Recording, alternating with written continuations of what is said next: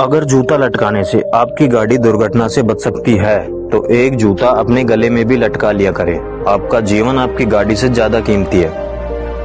अगर उपवास ही करना है तो विचारों का करें। भूखे रहने से यदि भगवान खुश होते तो गरीब सबसे ज्यादा सुखी होता। लोग कहते हैं कि ईश्वर इंसाफ करता है। हम पूछते हैं कि ईश्वर गुनाह ही क्यों होने देता है। मरने के बाद इंसानों की आत्मा भटकती है तो फिर जानवरों की क्यों नहीं भटकती, जबकि जानवरों का तो कोई मृत्यु भोज या कोई क्रियाक्रम भी नहीं होता। कुछ लोग कहते हैं कि काला रंग अशुभ होता है। अब इनको कौन बताए कि स्कूल का काला बोर्ड जिंदगी के सारे रंग बदल देता है। मंदिर मस्जिद में ताला लगा दो, जिंदगी में कोई फर्क नहीं पड़ेगा, मगर सिर्फ एक दिन के लिए हॉस्पिटल बंद कर दो, हकीकत सामने आ जाएगी। मेरे लिए प्रकृति ही ईश्वर है, विज्ञान ही सत्य है, इंसानियत ही धर्म है और कर्म ही पूजा है। मंदिर के बाहर लिखा था अपने सामान की सुरक्षा खुद करें, और मंदिर के भीतर लिखा था भगवान की मर्जी के बिना एक पत्ता भी नहीं हिलता।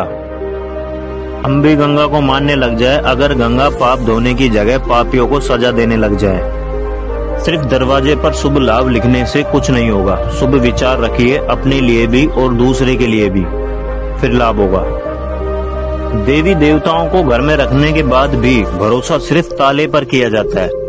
बाजार में से खरीदी हुई मूर्ति के सामने हाथ जोड़कर धन मांगते हो। अगर मूर्ति धन देती तो दुकानदार इसे बेचता ही क्यों।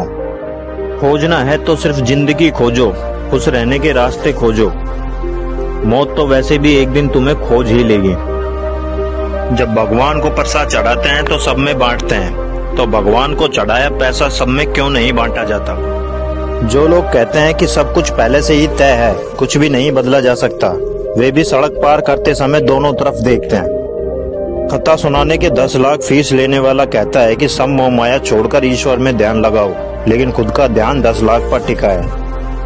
हवन यज्ञ पूजा पाठ करने से ना अंग्रेज भागे, ना ही मुगल और ना ही गजनी भागा, तो तुम्हारा दुख कैसे भाग सकता है। चांद दिखता है इसलिए वैज्ञानिक वहां पर पहुंचे। यदि स्वर्ग और नरक दिखता तो वैज्ञानिक वहां भी जाते। इंसान को मारकर धर्म की रक्षा करने से बेहतर है धर्म को मारकर इंसान की रक्षा करे, क्योंकि इंसानियत ही धर्म है।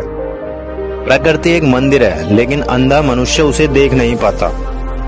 मैं लिखता हूँ अंधविश्वास के खिलाफ, लेकिन लोग मुझे भगवान के खिलाफ मान लेते हैं। इसका अर्थ हुआ कि अंधविश्वास ही भगवान है। खुश रहना एक कला है और इसे सीखा जा सकता है। अगर आप जीवन से कुछ चाहते हो तो उसे पहले खुद में पैदा करना होगा। हर कोई दुनिया में कुछ नया करने के लिए पैदा हुआ है, ना कि किसी और की नकल करने के लिए। सच्चा प्रेम कभी किसी से कुछ नहीं चाहता, वह तो केवल देना जानता है।